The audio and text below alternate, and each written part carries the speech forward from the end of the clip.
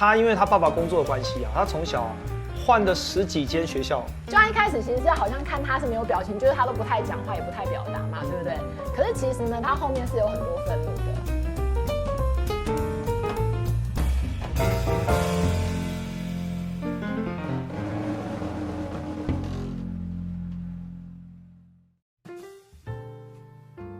嗨，大家好，欢迎来到世纪职涯发展学院。我们现在进行的是生涯发展说书人的单元。我是寇宝老师，大家好。我是菲妮老师。Cooper，我想问你一个很严肃的问题。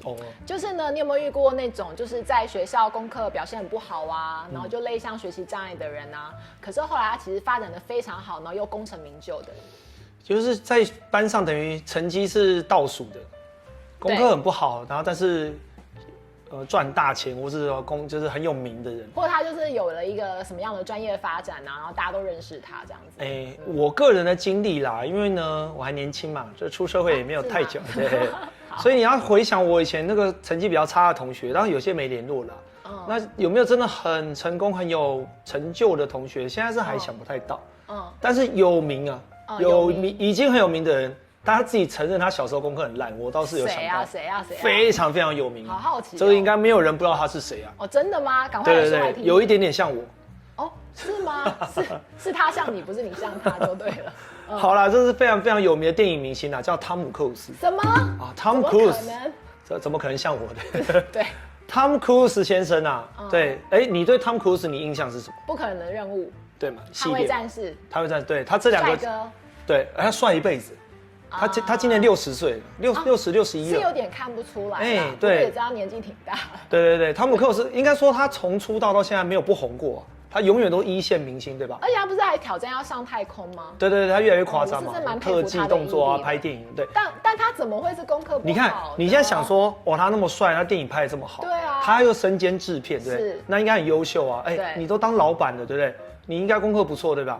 可是没有，汤姆·克鲁斯啊，其实小时候蛮苦的哦。怎么说？他这个是这样，他第一个啦，他的家庭的问题也蛮多，从小被他爸家暴就算了，他因为他爸爸工作的关系啊，他从小换了10几间学校，整个国小、国中阶段换了10几间学校，那就算了。汤姆·克鲁斯还有一个很严重问题啊，他是这个确定有阅读障碍的一个困难的小朋友。这个我倒是真的不知道汤姆·克鲁斯阅读障碍啊，但他运气好，为什么？以前没有那么发达，对吧？所以学校老师就是。因为第一个他都转学生嘛，他怎么跟得上学校进度？那第二个呢，他自己有阅读障碍，他文字阅读有问题啊，所以考试都考不好。老师就觉得这个转学生表现很差，就只有这样，对不对？他运气好在哪里呢？汤姆·克鲁斯的妈妈是学特殊教育的。我们顺便来科普一下，到底阅读障碍呀？你知道有些人是天生就有这个问题在，他主要是怎么会产生所谓的阅读障碍？它到底什么样的障碍呢？我们其实，在讲学习障碍的时候，其实有很多可能是跟他小时候成长的环境有关，但当然也跟他的大脑结构、左右脑的发展有关。比如说，以你刚刚讲，就是他可能比较不擅长读文字的部分，那可能是比较偏左脑理性的部分。可是有些这样的小孩，其实他的右脑的图像思考的能力是非常发达的。你就讲到重点了，因为你知道社会是公平的，汤姆·克鲁斯在阅读文字上面的能力非常的差，所以丢给他一本剧本全部都是字，他其实根本念不起来。了解。但是他其实图像能力很优秀，而且事实上，汤姆·克鲁斯的大脑结构，他是学习能力极佳的人。确实。你看他会开飞机，还会开直升机，什么都可以做，然后都自己亲自来。对，所以他的学习能力是好的哦，他就只有处理文字的能力特别差。那他怎么隐藏这件事情？很简单，第一个，他在所有的拍片过程之中啊，他会不断的找导演跟聊天。他找导演聊天，了解导演想要的画面的感觉，所以非常有画面感。对，再来呢，他会请他的助理帮他把剧本念一遍，那他用他的大脑去记，而且搭配他看到的画面，还有他听到的声音，因为他是请助理先念一遍给他听。没错，所以说他有他的弱点在，可是他想办法隐藏他的弱点，然后把他的什么优点尽量的发挥到极致。没错，而且是一个很极端的人，因为他现在也60岁了。对，还是那么认真，到时候还是在拼。屹立不摇到现在，对啊，所以你提到这个章，我就想说，那如果在台湾社会好了，汤姆·克鲁斯找工作，请成绩单拿出来看一下，你念那么多学校啊，你都最后一名，汤姆·克鲁斯在台湾可能就是找不到工作的社畜啊。不过按照你这样说的话，我其实就真的有想到，在就业服务中心曾经真的有遇过一个类似像这样的我们先叫他宅男好了。好，为什么叫宅男呢？因为他其实念了4间大学都没有毕业，然后坦白说是就业服务中心的 VIP。在就业服务中心还有 VIP 对 VIP 就是说常客还是什么？对，就是我们很常看得到他，然后几乎每一年都来就业服务中心，然后可能我也陪他谈了几次之后，我就发现他真的是一个不太善于阅读。或者是表达用文字这种方式的。好的，对，我们就为了保护当事人，对，我们就称他为宅男好了。好，就是各位真正的宅男，请不要生气，我们称呼这个 case 为宅男。对，但因为就是他其实还是蛮想要有，就是接下来发展，因为他已经30岁了嘛，所以呢，我们就想到了一个方法，就是呢，有别于我们之前分享的牌卡。对，我这次对他阅读障碍嘛，没错。那你牌卡的字太多，他应该会很有障碍哦。或者是他选的可能也讲不出那是什么东西，他就比较不是用言语表达的这样子。对，所以呢，我就想到了一个奇招，就是我知道动手做思考、乐高认真玩的这个概念，所以我就带了积木去这样子。你就带乐高的。对，然后我就想说，先让他试试看这个积木的部分，然后怎么样去表达自己，可能先从这个方法开始。结果你知道，真的很有趣的地方是我先请他做一个现在的样子，你教他用他的。你一堆零件在这边，对，你叫他组出一个乐高的他自己，对，代表他现在的自己。那你有发现他这个人他现在是什么样的状态吗？我看一下。好，这个是第一个有趣的是姿势在劈腿，没错。他在他头上戴着什么东西啊？哆啦 A 梦是？怎么有一个这个螺旋桨在这里？所以你跟我的好奇是一样的，我就会问他说：第一个，为什么这个人呢是劈腿坐在地上呢？因为他说他其实很想站起来。可是呢，他发现他这样子其实是站立不住，他会倒。为什么呢？因为他头上这个东西呢，是他的动力来源，也就是他脑袋里面有一些想法。但这个头上的这个其实太沉重了，所以呢，重到就是他没有办法站起来，所以他就只好这样劈腿坐着，然后才有办法撑住头上的动力。对，那我就觉得非常有趣啊。那我就问他说，那如果这个人呢，他想要站起来的话呢，他可以用什么样的方式？对，好，所以呢，他就在去零件里面找，然后try了很多的方法，然后现在呢，他就帮自己找到了一个方法，他就是说，如果呢让这个人呢手上拿一个工具的话，好，那这个部分呢可能就可以让自己可以站起来。我们来试试看哦，就是我尽量还原他当时说的这个部分。所以他选了一个旗子是这样吗？对。他选了一个工具，对不起，他也可以拿别的工具嘛，但他选择旗子，有趣了。对，所以他的意思，站起来了。对，他的意思是说呢，只要他手上呢就是拿着这个就是他多拿了一个这样的工具的时候，他的人呢就可以从地上呢就是站起来。所以我就觉得很有趣的地方是他帮自己找到一个方法，所以我就会问他说：“那你手上拿的那一根是什么呢？”对啊，他怎么说？他就说这是他的专业工具。那我就说那什么是你的专业工具呢？然后他就说他平常其实在家里面呢没事就画画。然后其实他是一个还蛮喜欢画画的人，这样子。然后我就请他说，那他下次可不可以把他的画作就是带来跟我分享这样子？好。但是我就觉得很有趣的地方是，他至少已经从坐着的状态站起来了嘛，他找到了一个方式可以支撑住他，对不对？对。但我就要继续问他下一个，就是说，那你觉得怎么样让这个人呢可以到一个更开心的状态？对。那你可不可以帮这个人创造一个什么样的场域，然后就是可以让他就是比现在更开心这样。于是呢，他就做了一个这样的样子。我们先在后台作业一下，好，等一下再出来给大家看。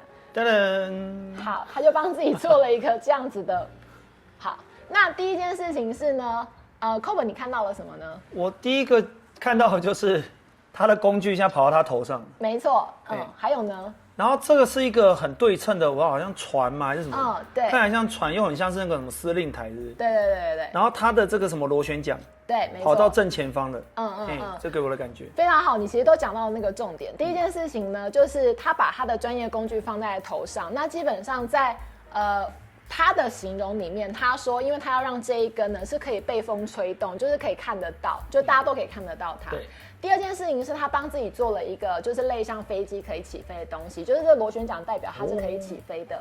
所以当他呢就是可以找到一个他可以飞翔，用他的专业工具，然后让大家都看得到他的专业的时候，他会觉得这样的话会更开心。哇哦，很有趣耶，因为从菲利老师刚刚的言谈啊，你就已经暗示了积木的所有的这些配件啊，它好像都有背后的含义，对不对？没错。所以其实我们都会先问当事人，就是他是怎么样做出这个东西的。但实际上 ，Cob 刚刚在观察这个积木的时候，其实也跟我们透过积木去观察这个人的特质其实是有关的。比如说，他用了颜色对称。哦，对耶，对啊，所以他蛮注重平衡的。而且你刚刚提到他很喜欢画画，对，所以我觉得他可能是有个美术 sense 在。对，他很注重这个画面的协调性。对，然后另外一件事情是，其实我们刚刚没有跟大家讲，他的人其实是有更换的。大家有发现这个人啊，跟这个人哪里不一样吗 ？Cob， 你从这个角度看应该会比较清楚。我可能要，你这个人后面还有一张脸。没错，这是隐藏版，大家刚刚没有看到，对不对？我现在秀出来。我有玩乐高，我都不知道现在乐高有这样。好，背后还有一张脸。也就是说呢，他其实在一开始选的这个人呢，他其实是有两面的。这两面呢，是你可能看前面的时候，你觉得他可能是没有表情。我放在这边给大家看一下哦。好。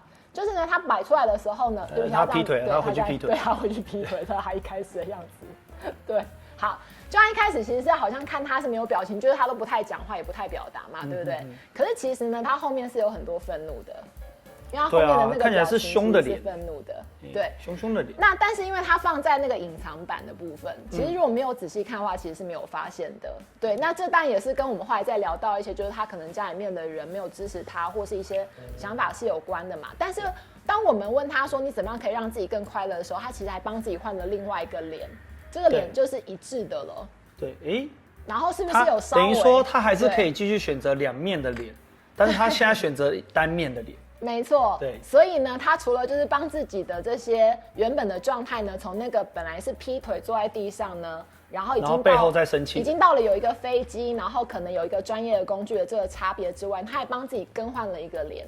所以我觉得这是一个我遇到就是让我印象非常深刻，就是可能也许有一些学习障碍导致他没有办法顺利完成学业，可至少他在这个自创思维的积木当中找到了自己的动力来源。哇，这个所以说，我以为只是单纯的乐高玩具嘛，所以菲尼老师你居然就是把它应用在有点像心理分析的概念。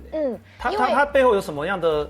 怎么讲？学理根据嘛？你在做有的，因为在我们荣格就是在学沙游治疗的时候，其实我们是有一个沙游式的，但因为沙游式通常都没有办法带出来，所以那时候其实我就想到怎么用积木的方法呢，可以融合荣格的沙游精神，然后就可以拿来做这样的一个物谈的。所以你是说大名鼎鼎的心理学派学家荣格，他是用沙子在做这样的事情，可是你把这个沙子转换成更好操作的积木的对，因为这样画期待比较方便。哇，真的很有趣耶！所以就因此做出了这个自创思维的积木。但我更好奇，我们刚刚提这个宅男嘛，你看他换了，他这么多学校都没毕业，表示成绩表现也不好。那又一直去就业服务中心，结果你有点找出他的点，跟他自己的隐藏的能力在哪里？应该是说不是我找出他的点，应该是说我们透过积木，然后去让他把他心里面的声音说出来。所以呢，他的专业工具刚刚提到一件事情是跟设计有关嘛，就是画画。对。所以你一定很想知道后来的发展。对啊，那后来怎么？后来怎么？后来呢，就是他确实就去报了某一家，我就不说那家是什么名字。某机构。对，但是就是可以学那个职训课程里面，就是包括就是跟设计有关的这个长达3到5个月的课程。那还不错啊，至少他学业虽然不好，可是他现在从他的专业技能切入。去再考新的证照或什么之类的。没错，所以我觉得至少他就没有继续宅在家里，他至少还是出来，就是进入人群中，然后一起去学一个，就是他所谓的那个专业工具，可以帮助他站起来的。我觉得这对他来讲还是一个很大的进步。对，蛮有趣的。对啊。但我也希望他现在还是发展的非常好，就是可以达到他心里面的功成名就这样。对。那Cob， 我不知道你觉得就是像我们刚刚讲的。以积木来说，如果可以增加什么或是减少什么的话，可以让自己的人生更开心。那你觉得，如果以刚刚汤姆克鲁斯的人生来说的话，你觉得他是怎么让自己可以达到这种功成名就的状态？我觉得你刚刚有提到一个很重要的句子，就是人生啊，都是在增增减减嘛，对不对？你看你的积木，你可以选择更多的东西，或减少什么，或是也可以拿掉一些部位，对吧？对啊，我觉得对我们玩积木来讲啊。要增加很多 part 很简单，我多组可以无限制的这个组合把它下去。可是你现在跟我说我要拿掉一些什么东西，让它感觉上更轻松，或是看起来更漂亮，我觉得这反而难呢，因为很多人都想要获得很多东西，可是他不会在乎他可能要抛弃掉什么东西。这好像真的是蛮超乎我们想象。我们都一直觉得人生要开心的话，一定要增加什么，要有什么才会开心。但是我们很少是从减少这个角度去出发。好，那我其实也蛮好奇，如果现在在看这个影片的观众朋友们，如果在你们的人生当中，目前可以减少什么会让你觉得更开心的话，愿不愿意把你的答案分享在底下留言，让我们知道呢？所以我们现在希望你留言，不是说你现在想要获得什么，我们都想要获得好多东西。对。可是如果减少什么，可以让你觉得人生更完整，对，更快乐，对，或者更自在、更舒服，对。那希望你可以留言告诉我们喽。那我们就期待大家的留言喽。那我们会有专业的团队，然后来帮助你帮助你从你的留言中给你更多的协助。那如果喜欢我们的影片的话，不要忘记按赞，然后加小铃铛。那我们就下次再继续跟大家分享精彩的故事喽。拜拜，拜拜。